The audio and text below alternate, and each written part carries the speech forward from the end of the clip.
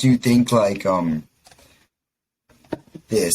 I understand that there is a push and a pull, but do you think at least in America, education will shift to more secular note? Do you think at some point there will be an edited Pledge of Allegiance where there is no individual under one God, where there is no necessarily allocated class for religious learning, kind of like a shift to the USSR policy, but obviously less extreme, at least even more extreme?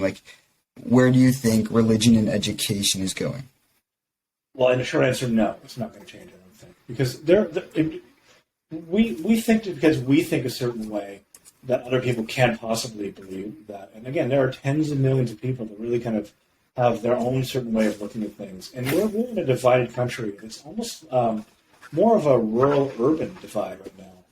And the rural parts of this country are living in a completely different world. They watch different news, listen to different music.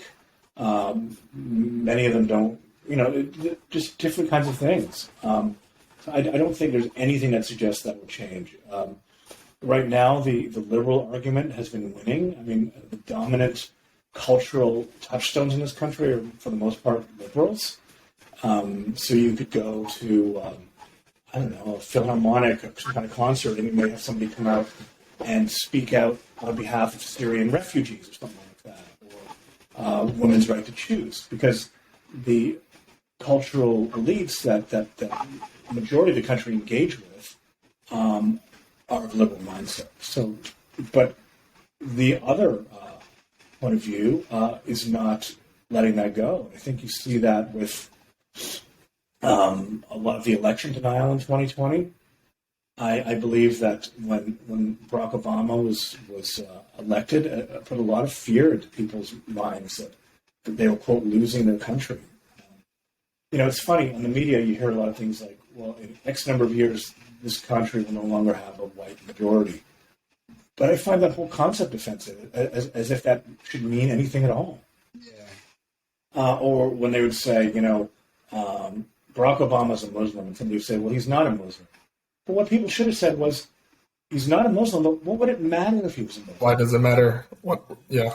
That always bothered me, what they did to him with that, the birth certificate stuff was just such a disgrace, and a lot of people to this day have a utterly visceral hatred to Barack Obama, who to me seems to be really super highly intelligent person, a kind person, a real thinker, an amazing person, and but yet there's a certain portion of the country who sees something completely different. So that kind of goes back a little bit to what you're saying, Stephen, about whether we think we can kind of change the education.